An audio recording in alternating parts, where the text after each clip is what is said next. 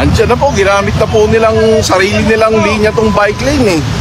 Ayan oh, hindi ko na po pinapalabas siya, pinapahuli ko yung mga bisikleta, pasensya. Paakyatin nyo yung mga nagbibisikleta sa bangketa muna. Paakyatin nyo muna, sabihin nyo, ulihin natin lahat to.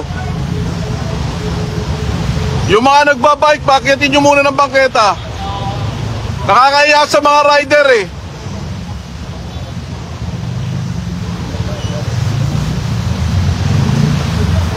Pasensya na po kayo, kailangan namin gawin to eh. Kasi kung di natin gagawin to, wala. O, tingnan nyo, inaabuso yung bike lane eh. Di ba? Lagi oh. Tingnan nyo kung kadami yan no. Tapos, bike lane, kayo na pipirwisyo. Ang bibilis pa yan. Ayan po, ganyan po marami. Ganyan po, yan na. Iisa-isay namin yan. Isa-isay na natin yan. Ito po yung mga nagbabike.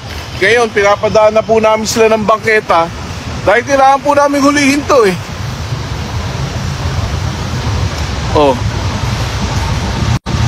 Kanina pa ho kami dumaan dito. Dumadaan kami, dinadaanan lang kami. Winawang-wangan namin, ayaw pa lumabas.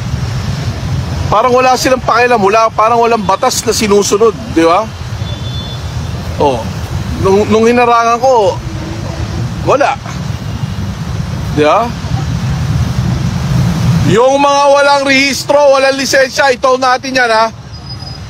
Kawawa yung mga nagbibisikleta, batas po ito ha. Itong bike lane, batas po yan. Nasa Bayanihan Act 2 yan. Eh kung ganyan rin lang, hindi natin i-enforce, hindi rin natin, pababayaan na lang natin, mga abuso yan, wala tayong magagawa. Ayan po, parang dagat na yan. No? Dito lang po kami nagsimula eh. Galing pa ho kami ng Arayat, galing pa kami ng Aurora. Winawang-wangan namin, ayaw pa rin lumabas.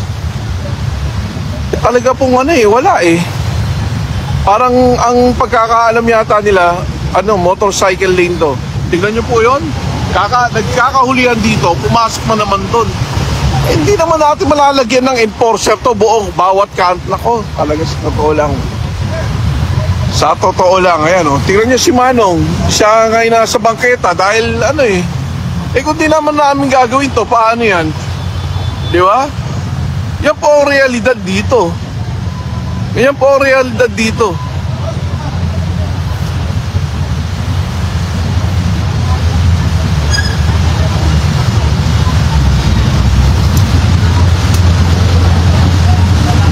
Tignan nyo rin yung mga nakachinelas dyan.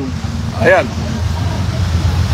Biruin mo, bike lane, kailangan namin silang papuntahin dito dahil naharangan ng motor. Alam nyo po, magmula galing pa ng kanto yan ng Pitwason.